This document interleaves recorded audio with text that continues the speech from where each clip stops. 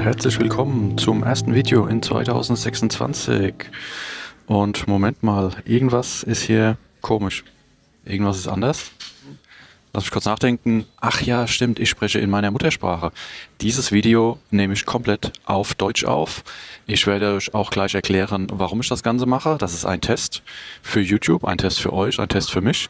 Und ich bitte euch unbedingt dran zu bleiben, bis zum Ende zu schauen und mir dann euer Feedback zu geben, wie ihr es fandet. Ich gebe euch dann auch noch mehr detaillierte Informationen, was genau ich testen möchte, worauf ihr achten könnt und solltet. Und ja, ich bin schon sehr gespannt auf euer Feedback. If this video does not automatically play in English or in your preferred language, you can change this yourself at any time by clicking on the gear icon in the top right corner and then on audio track. You can then select your preferred language. Eine kleine Randnotiz. Wir fliegen heute nach Houston und dann weiter nach Guadalajara in Mexiko. Ich hatte schon ein Flight Review über United's Economy, aber so lässt sich es auch ein bisschen besser vergleichen, auch wenn es in diesem Video hauptsächlich um die Sprache geht. Und jetzt würde ich sagen, ab an Bord. Hier siehst du das Essen, welches direkt nach dem Start serviert wurde, zusammen mit Getränken natürlich. Ich begrüße die Tatsache, dass auch mal etwas anderes als nur verkochte Nudeln in der Economy Class serviert werden. Dennoch muss ich sagen, ein kulinarisches Highlight war das leider nicht. Über diese Trüffel hatte ich auch schon mal gesprochen. Das sind 90% insgesamt nur Fett und Zucker. 90% der Inhaltsstoffe sind nur Zucker und Fett. Ist das nicht verrückt, dass man sowas isst? Zur Mitte des Fluges wurde dann nochmal eine Runde Getränke serviert und ein kleiner Wrap als Snack serviert. Und ca. 1,5 Stunden vor der Landung wurde die berühmte Mini-Pizza ebenfalls natürlich nochmal mit Getränken serviert. So, ich bin jetzt schon durch die Immigration der US und jetzt gleich nochmal durch die Sicherheitskontrolle. Also Security und der ganze Weg zum Abfluggate für den Anschlussflug. Das hat doch alles viel länger gedauert als gedacht. Die Bahn zum anderen Terminal ist auf halbem Weg für mehrere Minuten einfach stehen geblieben.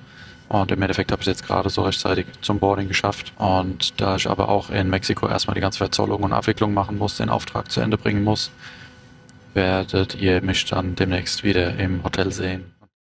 Das ist doch mal eine sehr schöne Aussicht, so nah am Flugzeug dran. Das hat man doch selten.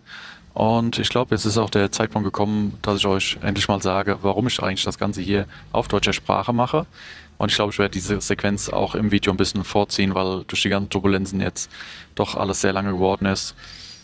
Anfang 2025 hat YouTube bekannt gegeben, dass es nun auch automatische Übersetzung geben wird. Am Anfang gab es das von ausgewählten Sprachen in die englische. Und das war natürlich noch sehr, ja, computermäßig abgehackt.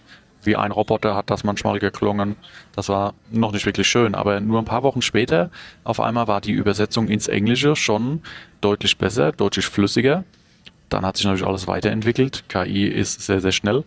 Und dann wurde auch bekannt gegeben, dass jetzt auch andere Sprachen übersetzt werden, nach und nach ausgerollt werden. Und dann wurde nicht nur ins Englische, sondern auch zum Beispiel von Englisch irgendwann mal in Deutsch, Französisch und so weiter übersetzt.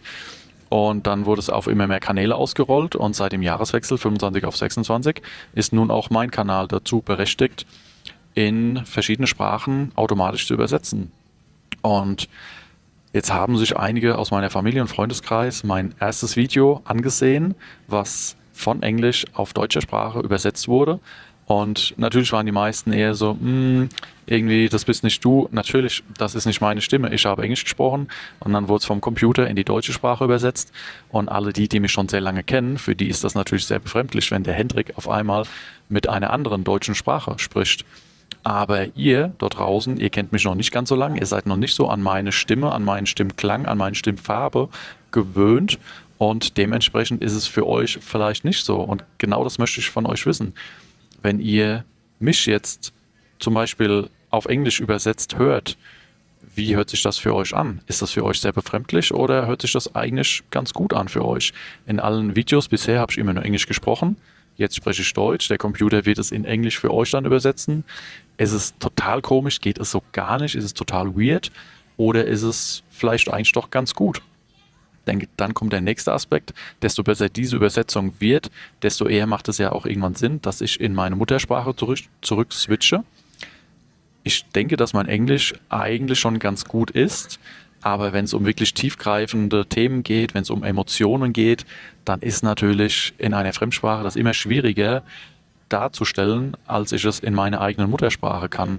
Und deswegen, wenn die KI, die Übersetzung irgendwann mal an dem Punkt ist, wo es so gut geht, dass es wirklich 1:1 übersetzt, dann wäre es ja eigentlich nur der logische Schritt, dass ich in meiner Muttersprache die Videos weiterführe. Und deswegen lasst mich bitte wissen, wie hört es sich für euch an? Könnt mir auch gerne sagen, was haltet ihr generell von dieser automatischen Übersetzung? Ich finde, was sich in den letzten Monaten entwickelt hat, das war so schnell, das war so rasant und das ist so eigentlich krass faszinierend. Diese Entwicklung ist echt unglaublich. Ich belasse es jetzt heute erstmal bei diesem einen Video. Die nächsten Videos kommen wieder auf Englisch. Ich werde auch später nochmal bewusst wieder ins Englische switchen, um einfach zu sehen, wie schafft YouTube das. Das ist der einzige Grund, warum ich dieses Video mache und warum ich dieses Video auf deutscher Sprache mache. Und ja, auf jeden Fall bis zum Ende gucken, schauen, wie es sich anhört, wie es ausgeht. Und ja, alle Turbulenzen, die dieser Trip, den ich gerade mache, jetzt schon so mit sich bringt, machen das Video ja eigentlich nur umso interessanter, wenn auch alles nicht so geplant war, wie es jetzt eigentlich ist. Oh mein Gott, bin gerade im Hotel angekommen. Es ist jetzt fast 1 Uhr nachts und um 4 Uhr werde ich abgeholt, beziehungsweise 4 Uhr fährt der Airport Shuttle zum Flughafen. Circa 4:20 Uhr da, circa 5 Uhr geht das Boarding los, also alles schon sehr knapp bemessen, aber ich möchte wenigstens noch ein klein wenig schlafen. Eigentlich macht es ja gar keinen Sinn, für jetzt im Prinzip 3 Stunden hier im Zimmer zu sein. Bis ich jetzt mal noch schnell geduscht habe, bleiben mir am Ende vielleicht 2,5 Stunden Schlaf.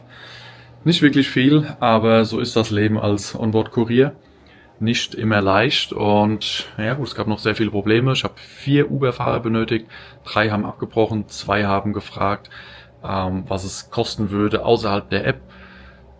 Ja, die wollten quasi Cash haben, die wollten Bargeld haben und es ist einfach verrückt. Letztendlich ewig lang gewartet auf ein Uber und auch die Verzollung hat dann relativ lang gedauert, die ganze Abwicklung. Und deswegen ist es jetzt so spät. Und ja, das ist halt nun mal das Leben als Onboard-Kurier, was wir machen.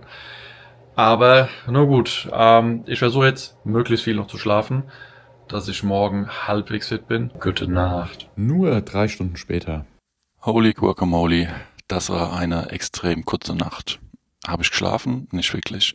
2 Stunden circa habe ich einfach da gelegen. Ich bin vielleicht mal so in leichte Schlafphase. Aber wirklich ein Tiefschlaf? Nein. Dementsprechend, so sehe ich auch aus. Wir haben jetzt 3:45 Uhr. Höchste Zeit zum Flughafen zu fahren. In 2 Stunden ist schon wieder Abflug. 2 Stunden Flugzeit und dann sagenhafte 8,5 Stunden Aufenthalt in Houston. Das ist schon ein wirklich sehr ungünstiger Zeitplan, den ich jetzt bekommen habe für diesen Auftrag. Muss ich mir irgendwie quasi 8 bis 9 Stunden um die Ohren schlagen mit voller Müdigkeit.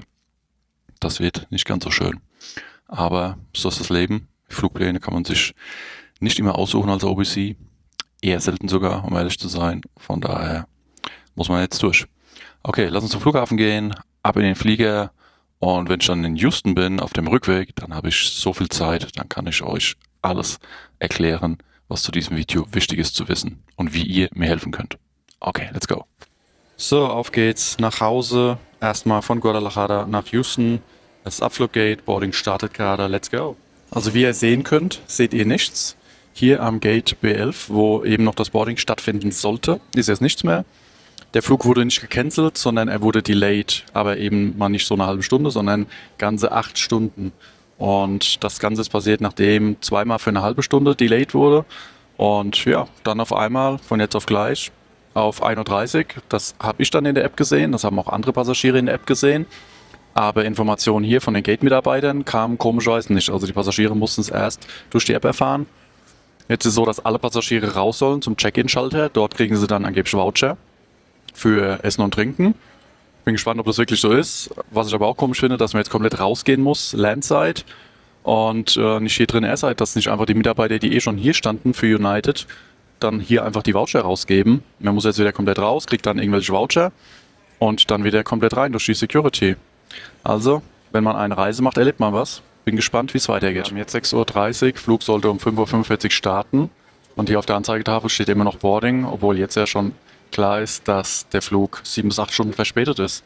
Also anstatt Delay steht hier immer noch Boarding. Also was man ja zugeben muss, was bei United wirklich sehr gut funktioniert, ist die App. Und da gibt es eine Chat-Funktion, wo man dann jederzeit einen Agent dran bekommt, egal wo man auf der Welt ist, egal welche Tageszeit. Und ja, dort wurde ich eben schon umgebucht. Jetzt ein späterer Flug, nicht mit Lufthansa, sondern mit United von Houston, weil die United etwas später aus Houston rausfliegt. Und ich wurde auch gefragt nach Umbuchungsoptionen in der App direkt, habe draufgeklickt und dort wurde mir nichts angezeigt. Im Chat wiederum konnte man mich dann umbuchen, Optionen anzeigen oder Optionen geben, besser gesagt.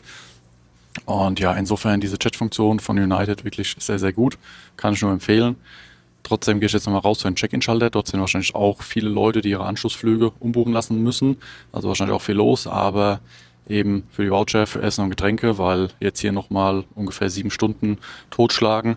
Und auch wenn man denkt Mexiko, aber günstig ist es hier überhaupt gar nicht. Die Preise hier am Flughafen für Essen und Getränke sind schon ganz schön gesalzen. Und ja, deswegen schaue ich mal, was United so an Voucher ausstellt. Zum Glück ist hier nicht so viel los, wie ich gedacht hätte. Okay, alle Passagiere mussten erst ihr Gepäck abholen und deswegen ist die Schlange jetzt natürlich deutlich länger. Ich verstehe zwar auch nicht, warum alle jetzt ihr Gepäck abholen müssen, wieder neu einchecken müssen. Ich wurde auch neu eingecheckt und zusätzlich habe ich Voucher bekommen, 20 US-Dollar und sogar 2 Stück. Einmal für Frühstück und einmal für Mittagessen, also $40 insgesamt.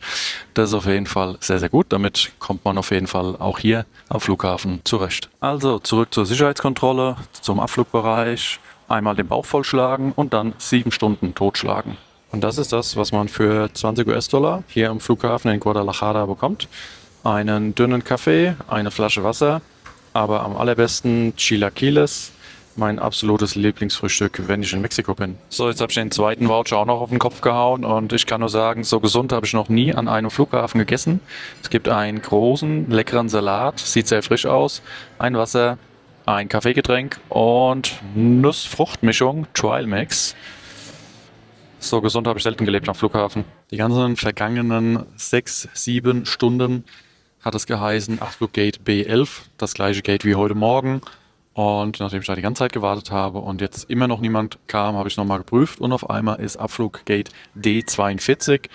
D-Gate ist auf der ganz anderen Seite und auch versteckt eher im Keller unten. Ja. Manchmal muss man echt aufpassen, ne? Gate Change und das kann ganz schnell gehen und man muss durch einen kompletten Airport rennen. Das wird dann sehr unangenehm.